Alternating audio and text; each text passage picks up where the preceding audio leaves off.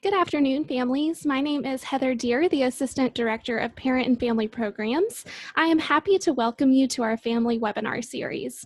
Our webinar series is designed to provide you with information about the student experience and opportunities your student may take advantage of.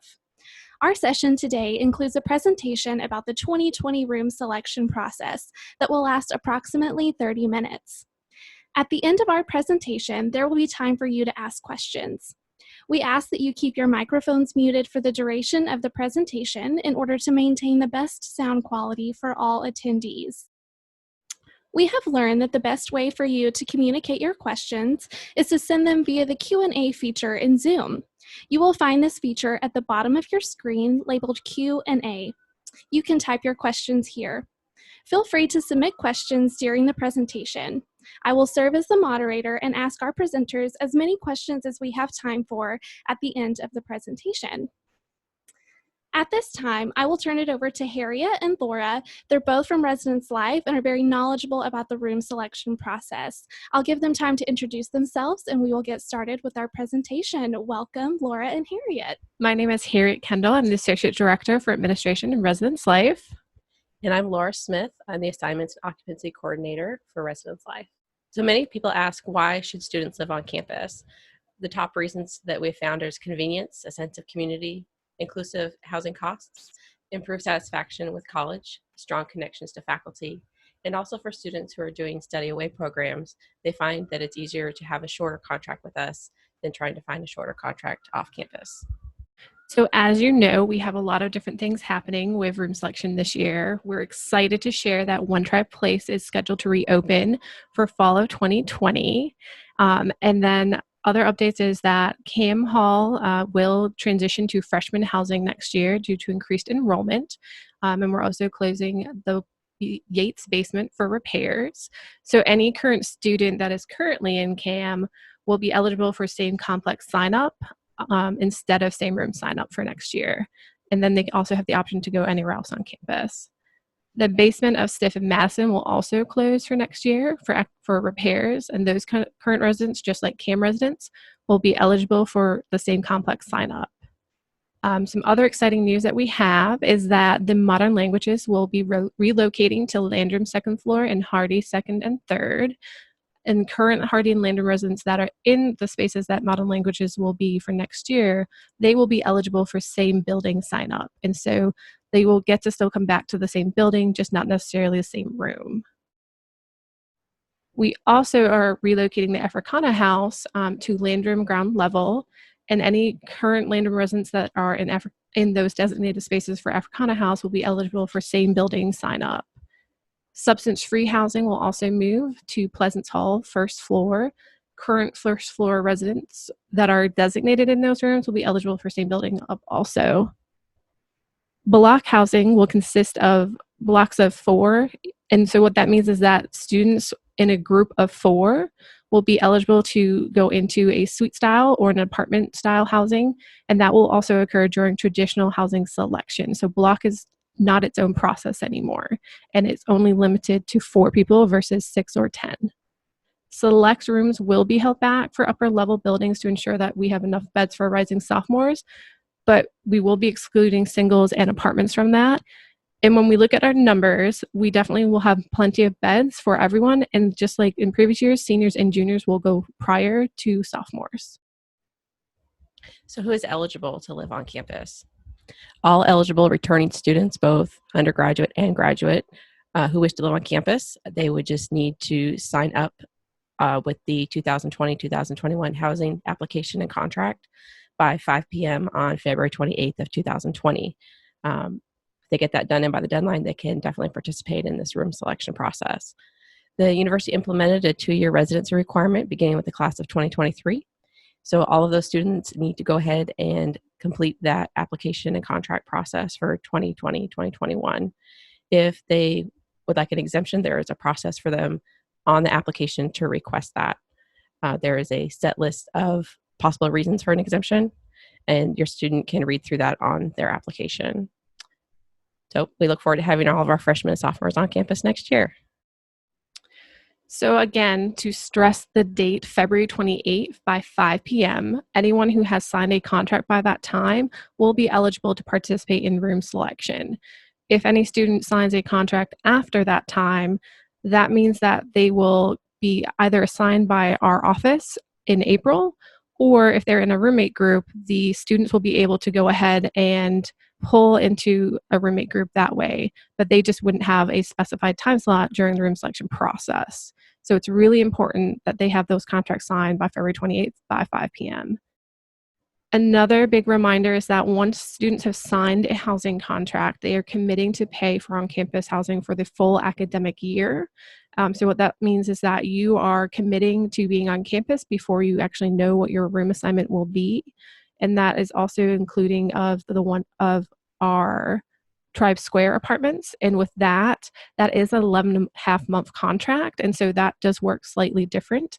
And so any student that self-assigns to Tribe Square, they have a summer, fall, and spring contract. And so that means that they are paying for not just the fall and spring, but also the summer. And those bills usually are on their accounts by June 1st. So as we talked a little bit about a period of contract. So once the contract is signed and submitted, it becomes binding for a space on campus, not for a specific space or building or room type. Undergraduate upper level buildings are contracted for one academic year. The dates are listed there. August 22nd of 2020. Fall semester ends December 17th of 2020. Students can arrive back on campus beginning January 22nd of 2021, and then would need to vacate their room by 10 a.m. on May 24th, 2021 if they're graduating. If they are not graduating, not approved to stay after, they would need to vacate their room by 48 hours after their last exam. Undergraduate freshman buildings, the dates are fairly the same, except for they come in one day earlier for orientation. We're very excited to have all of our new students every year, as well as our returners. Graduate complex is open for one full academic year. Their dates this coming year are August 15th of 2020 to May 24th of 2021. Graduate complex students have uninterrupted access to their apartments, and a lot of the students that select that space really enjoy that. So they do have to move out at the same date as everybody else, that May 24th, 2021 by 10 a.m. And also Tribe Square, as noted, is an 11 and a half month contract. The dates for that are May 31st of 2020 through May 24th of 2021. If your student is in Tribe Square now, they still have to move out by the May 18th, 2020 date this year. They cannot keep their items in the space if they're continuing into the new space. So just be aware of that. We do have to go in and make any repairs or any upgrades that we need to make during those 2 weeks. If your students have any questions about Tribe Square in particular or any of these dates, just please have them contact us. We'd be glad to speak with them about it. So students have 24 hours from the time they sign their contract to cancel their contract. However, this is only for students that are not in the class of 2023. So if a student is in the class of 2023, their only option is to see if they qualify for a release. And that is all housed in our housing portal. And typically a release usually is either for a commuter exemption. And so if they live from within 30 miles of driving distance from campus at a permanent residence, so where either their legal guardian or mom and dad live, they would qualify for that. Or they could potentially qualify for a medical accommodation, which they would go through the medical review committee to get that exemption. So students that are in our other classes, they would be able to go ahead and go through a cancellation process. And so once they sign that contract, they have 24 hours to cancel with no penalty. After that 24-hour period, that is when our cancellation fees will go into effect. And we'll talk about more of that in just a second. If for some reason Residence Life is unable to provide a fall semester room assignment by August 1st, the student may request cancellation of the contract with no penalty. I will say that we don't anticipate this being an issue, and so it is there, but it most likely would not happen. So after that 24-hour cancellation period and prior to May 31st, students will request a cancellation again within 24 hours. there's no penalty. And then from prior to February 28th, so if they signed a contract early this week and have decided to cancel in 2 weeks from now, that cancellation fee would be $500 and billed to the student account.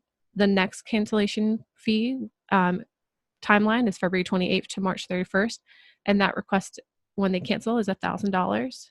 April 1st to the 30th is $1,500, and then May 1st to May 31st is $2,000.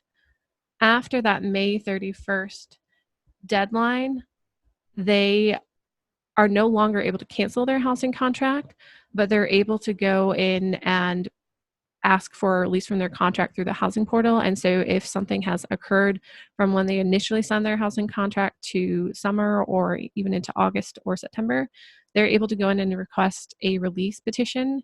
And they would be asked several questions, whether it is a medical release or if it's a financial release. And then the process would guide them through how to request the release from their contract. And that, again, is all through our housing portal, through the housing application itself. And so it all ties together. So earlier we talked a little bit about block housing, and that this year it just consists of blocks of 4 students who would like to be in a suite style and apartment style housing. It will occur with traditional housing selection. So if your student has a group of 4, that is the space to go ahead and request that housing and make that selection in the traditional housing selection process. So we do offer flexible housing, and it's an option for groups of 2, 3, 4, or 6 to elect to share an apartment or suite or room, regardless of sex, gender, or gender expression. We do list there the spaces that may be available when your student goes in to select for their roommate size or group size. You'll notice that some locations are extremely limited in their options. We do tell students to have plans A through Z, just in case their top choices are not available when they go in to select. In my past experience, for roommate groups of 2, we have not run out of locations for them as an option to select. Students can use flexible housing through almost all of our processes, including the Colonial Williamsburg House, Living Learning Communities, which includes our Africana, Mosaic, and language houses. And students with priority housing, which includes medical and adaptive, will be eligible for flexible housing. The other piece with flexible housing is that they have to be 18 years or older to opt in. So if your student is looking at flexible housing but is yet not 18, they actually will not see this as an option in the housing application process, because students have to be able to consent that they're wanting to live in flexible housing. The other portion of this is that while we don't require that students tell their parents that they are doing flexible housing, we encourage it so that there's not any surprises. And we also, while we don't ask students why they're doing flexible housing, we do discourage it for romantic partners. So we do have a variety of special interest housing here at William & Mary. It includes Africana House, which is going to be in Landrum Hall, Mosaic House, which is going to remain in Hardy Hall, Colonial Williamsburg House, which is in Colonial Williamsburg for 2 very lucky students. We also have language houses, including Arabic, Chinese, French, German, Hispanic, Italian, Japanese, and the Russian house, and they will be put in Landrum and Hardy Halls. And then we also have substance-free housing. And you'll see that some of those dates, each of these houses have their own deadlines and application processes. And so for Africana House and Mosaic House, those deadlines were back on Monday, on the 3rd. We did send out information to all students in regards to those deadlines and how to apply. And then you'll see that there are upcoming opportunities for the Colonial Williamsburg House, language houses. That application deadline is due tomorrow. And then substance-free housing is an ongoing process. Many people have questions of, if I'm doing a language house or a special interest house, do I also have to have a 2020-2021 William & Mary housing application? And the answer is, if you're going to participate in those programs, the answer is yes. If you sign up for those programs and don't end up selecting into one of those spaces, we will still provide a time slot for the student to do their room selection.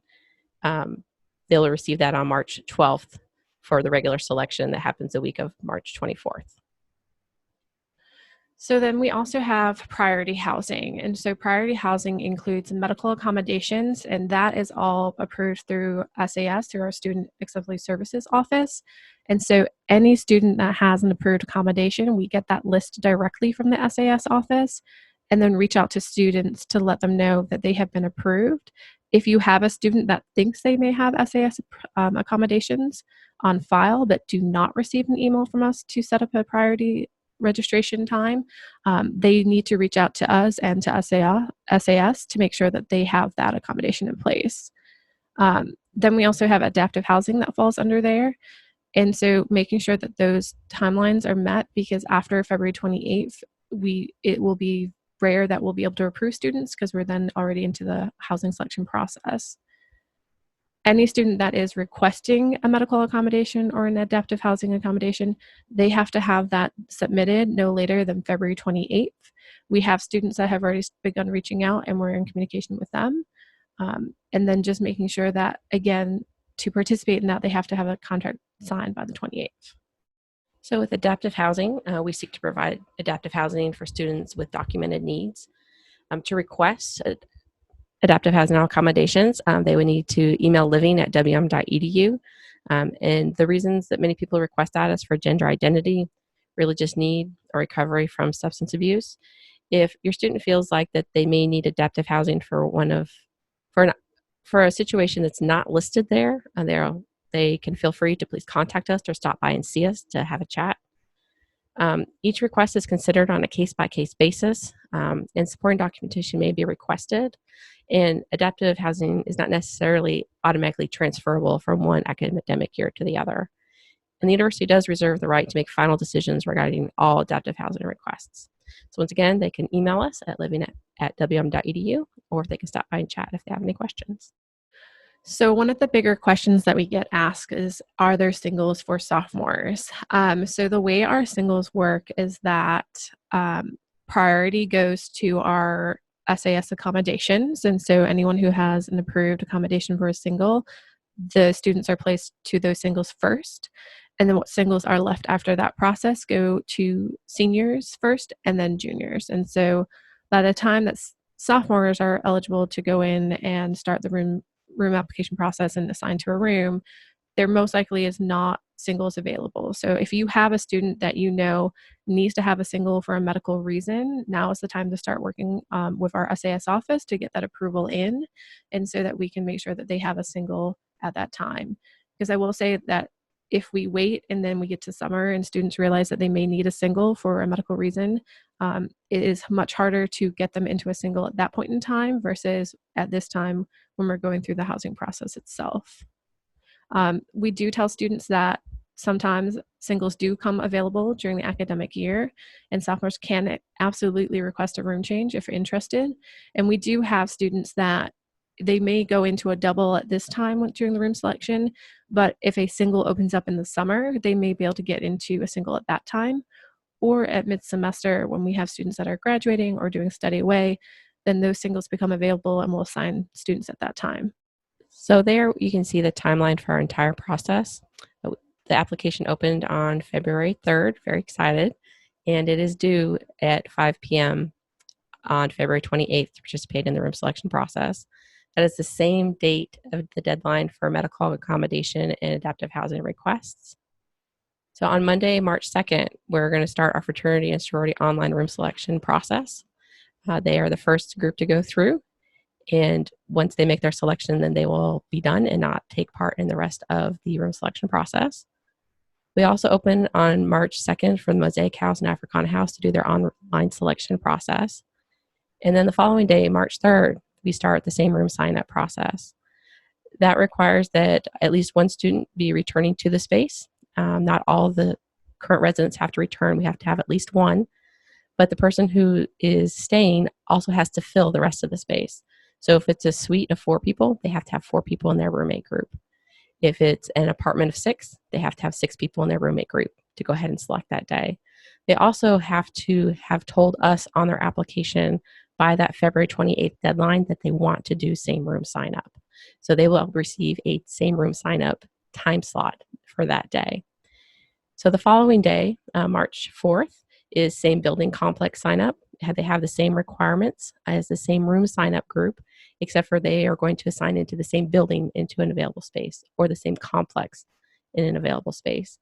If students for same room sign up or same building sign up sign themselves into spaces that are not allowable, we will remove those assignments and we will give them traditional selection time slots for the week of March 24th. Also on March 4th, Modern Languages will start their online room selection process.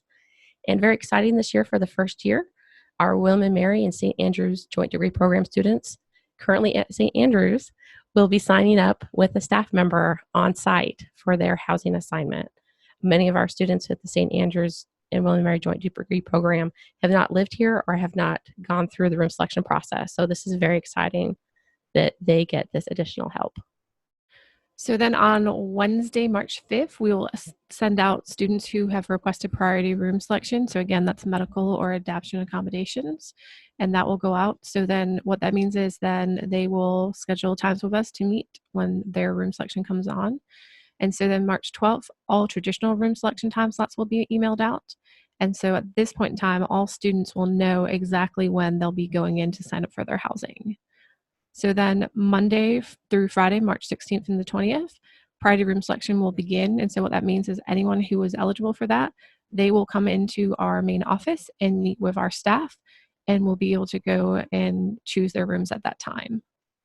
Then on Tuesday, March 24th, that is the day that our seniors and graduate students will go in for traditional room selection.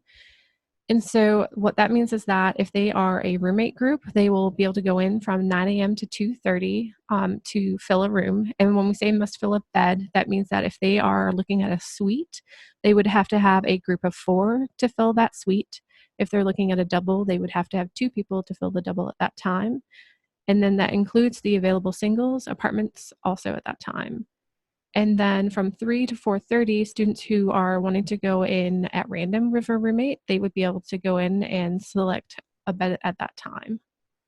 And then room selection will close for the day at 5 p.m. And the reason for this is that we want to be able to help students with any issues. And so that's why after 5 p.m., the room selection would be closed so that there's staff available during business hours to assist them with any issues that may occur or any questions that come up. And then on Wednesday, March 25th, it is very much similar to the process prior. And then on Thursday, March 26th is when sophomores will be able to go in. And the only difference with that is that there aren't singles noted for that, because we assume that at that point in time, most of the singles have been selected. If any student, for some reason, did not go in during their lottery time and self-assign, we will go in early April and start assigning students at that time. So the first step is to complete and submit the online housing contract, and the student will do that on our housing portal by signing in with their single sign-on. So the application opened on February 3rd, and as reiterated before, the contract is due by 5 p.m. on February 28th of 2020 to be eligible to participate in this room selection process. Contracts signed after that date will be assigned rooms as space permits after the process is over. And once again, when students are accepting that contract, they're committing to pay for a space on campus, not for a specific space, building, or room type. So students and parents, please review the contract carefully, and including the limited cancellation policies. And this is a legally binding document. So the housing contract is also available online on our website. So if you went to Residence Life's website and then clicked on housing applications and contracts, you'll be able to see the PDF of the 2020-21 housing application if you're wanting to look at it. Students will also see the housing contract in their housing application and contract portal. And so when they sign the housing contract, it will actually send them a confirmation email that they have indeed signed a housing contract, and will attach a copy of that at that time. And so keeping that in mind. And then when we get to room selection, it is all done online except for priority housing. So we're very excited to have a roommate socials, roommate reception this year. It's a great place to meet new people. It's structured to help students find compatible roommates. And it's going to be on February 19th of 2020 at 7 p.m. in the Landrum Hall lobby. A lot of people show up to that event and they find people that they know, and they walk away, but they're very, very happy. Other people have a chance to meet new people, and we do provide ways for them to find out more about each other and kind of break that ice. Some people haven't really thought about their roommate situation yet. And we really encourage people to go ahead and start thinking about that now, especially our class of 2023, since the likelihood of a single is not high. We have found that students who pick their own roommates most often are very pleased with their housing experience here at William & Mary. So if you know that your student is looking for a roommate, we highly encourage you to have them stop by that night. All right, well, thank you so much for that very detailed presentation. I appreciated learning all of that information, the specifics about the process. We do have quite a few questions, so I'm going to go ahead and get started. We may not have time to answer all of your questions today. However, questions that I see come through in the chat, if they were not answered in the webinar previously, I will reach out to you via email, or you can email families@wm.edu to have your question answered. So I'm going to start off with, how can families learn more information about the cost of each location? So the cost of each location is actually on our website. And so if you went to our housing website and looked at housing rates, it's under residence halls or under living on campus, and there is a rates page that will show you the rate for each building. Keep in mind that at this time, the rates are posted for this current year. They will most likely go up for next year, but that is not approved until April by the Board of Visitors. And so we're waiting for that at this time. Another question we had, what should students do if they're graduating one semester early? So if students are wanting to live on campus for just the fall, they are absolutely welcome to do that. They still will go in at this time and sign a housing contract so that they're eligible to participate in room selection, because we want them to get what they want to live on campus. And then what happens is that once they have applied for graduation, we will check and confirm that they are indeed graduating in December, and then their housing contract will be canceled and their housing assignment for the spring will just be canceled out. And so they would have no obligation for that spring. And we will check to make sure that they're graduating. Does that apply to students who are considering studying abroad for a semester? Yes, it is like the same exact process. And so students that are studying away, if they know they are studying away for fall or waiting for that confirmation that they're studying away, they can go in and get assigned, going through the housing application process, go through the room selection process. And then when we get to fall, we check with all our campus partners for study away programs that students have been approved. And once we get that approval notice, we go ahead and cancel the student's contract and again, cancel out their housing for spring.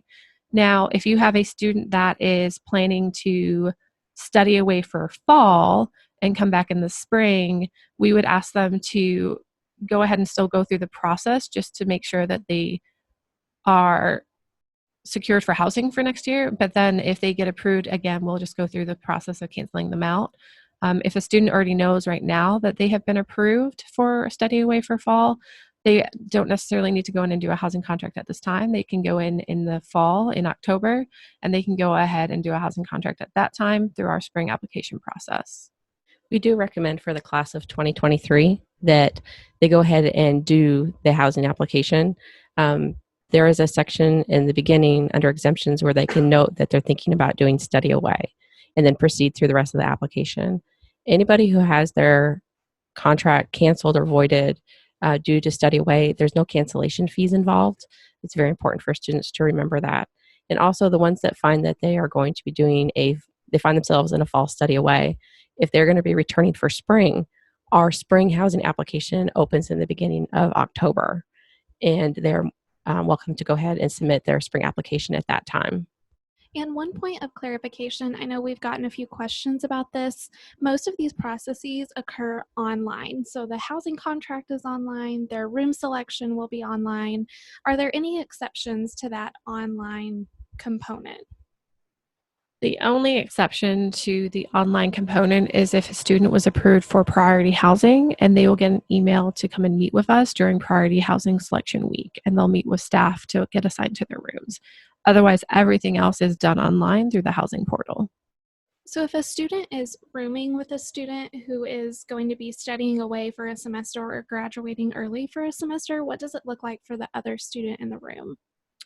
So we've actually gotten quite a few of these questions from current students that if they are going into a roommate group in the fall, but they know one of their roommates is going to be studying away, um, what that means is that that student will move out and that space becomes vacant. The students in the room have the option to fill that space with someone else that they know, or potentially a new transfer would be assigned to that space for the following semester. We also have gotten a lot of questions from students that they they know that they're going to study away in the spring, but then their friend who is going to study away in the fall is coming back. And so they have asked if they're able to kind of basically switch out that spot. That is absolutely doable. We just have to go through the process of having the students do the housing applications and then requesting each other in a roommate group to do that process.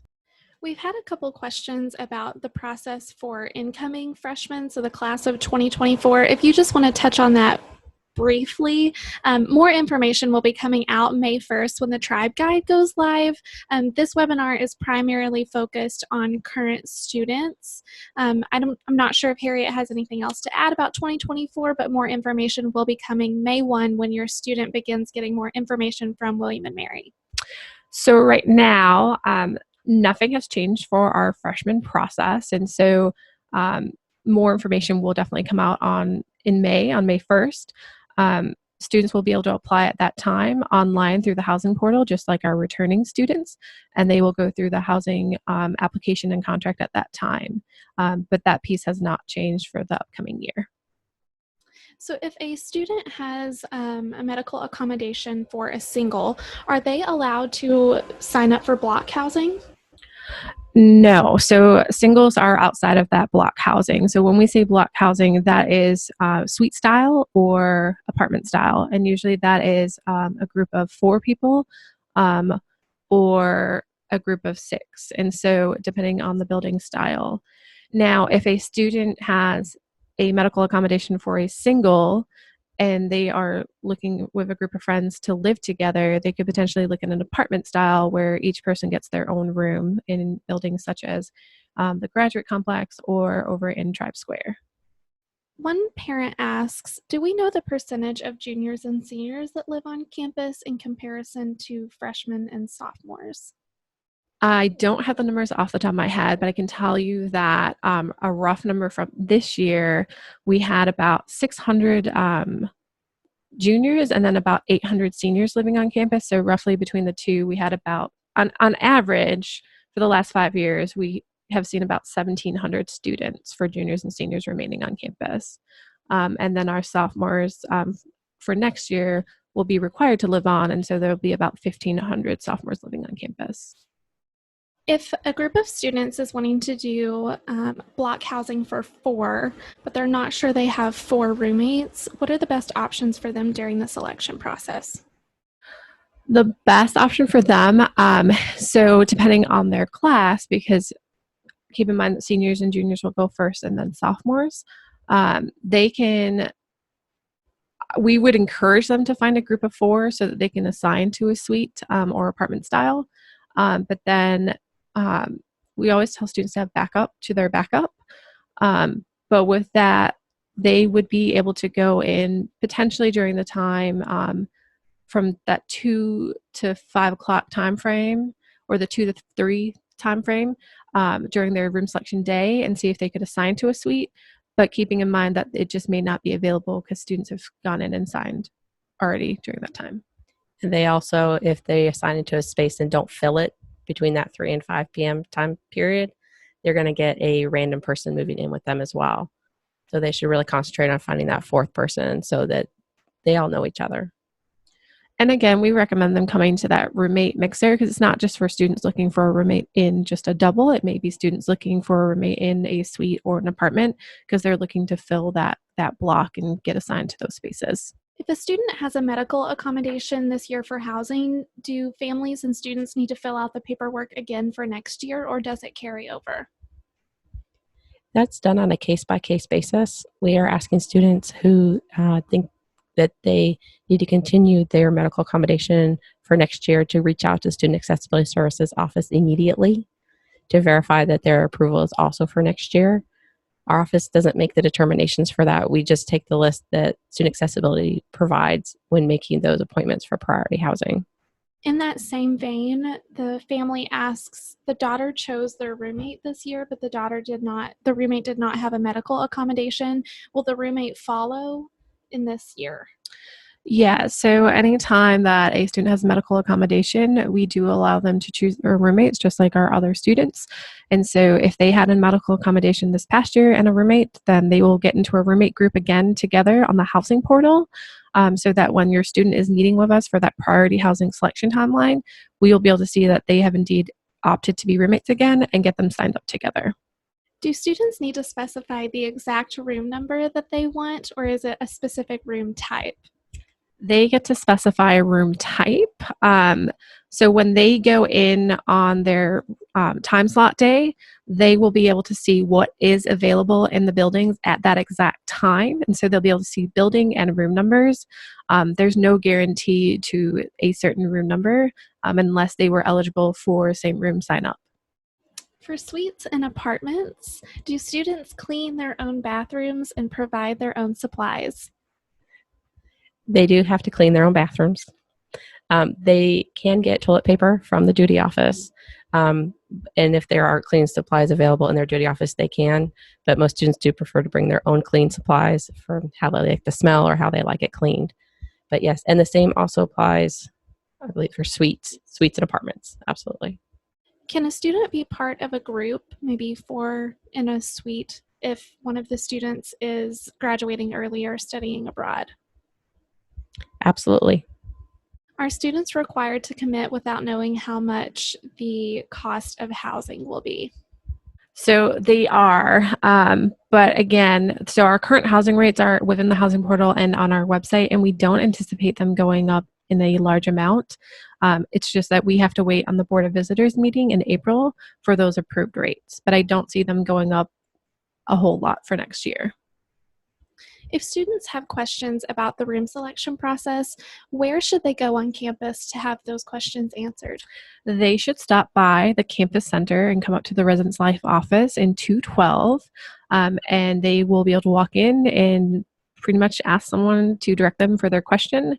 Most likely they'll end up talking with either Laura or myself, and we'll get those questions answered for them. If we're not in for some reason, someone will take a message and we'll get back to them right away. The other way is to email living@wm.edu, and we will get back to them as soon as possible. We've had a lot of questions, so I am sifting through them, which might be why I'm pausing. So I'm just making sure I'm getting as many answered as possible. While you're sifting through there's two things that have come up a lot this year.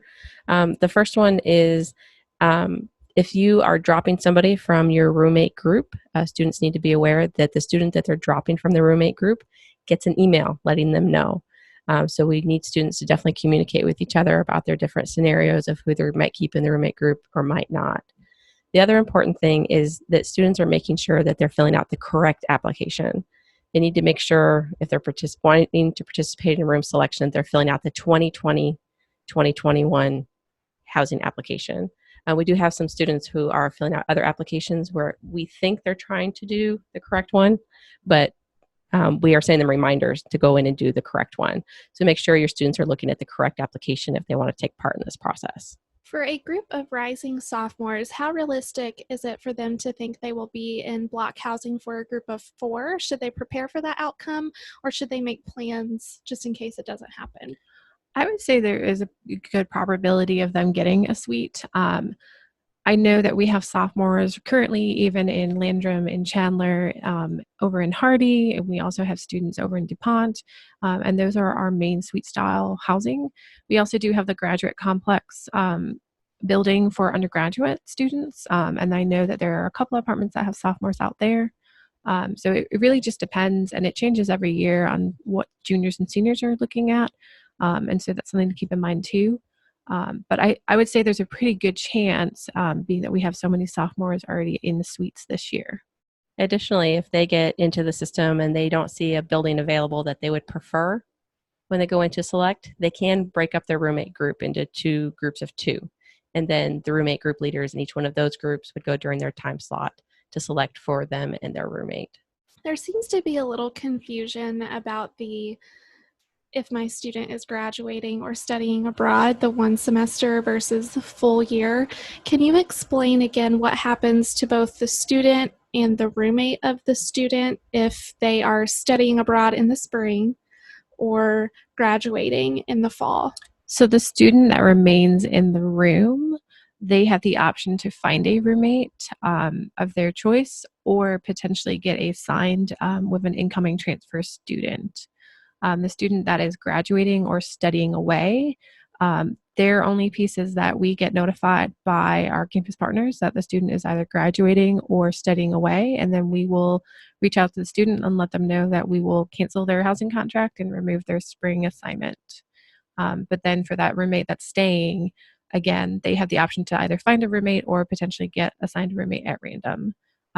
If their space stays vacant into the following semester, anyone looking for a room change, we may direct them to that student to see if they would be a good match to live together. It looks like a few people joined us late. Where can they find more information about deposits and the timeline for housing selection? So there are no deposits required to do the housing application. We used to do that a couple of years ago, but that practice has gone away. So right now, the timeline is that they're able to go in and sign a housing contract and complete the housing application now, and then to be eligible for room selection, they will have to have that contract signed no later than 5 p.m. on February 28th. It's more for our students that are in the class of 2022, 2021, and 2020 that they are reading that contract thoroughly, because if they decide not to live with us next year and want to cancel, there are those cancellation policies that could impact them. And so they need to read the contract and policies pretty closely. That is all the time that we have today. I know that you all have been asking tons of great questions. If you have more questions or you feel like your question was not answered here in the webinar, please email families@wm.edu and we will try to answer those questions as best we can and connect you with Residence Life if we are unable to answer those questions. Thank you so much for being with us today. Thank you to Harriet and Laura for being with us today and for providing this information. Based on the amount of questions, I know this was a popular topic, so thank you for spending your time with us today. I hope everyone has a wonderful day. And again, email families@wm.edu with your questions. Thank you.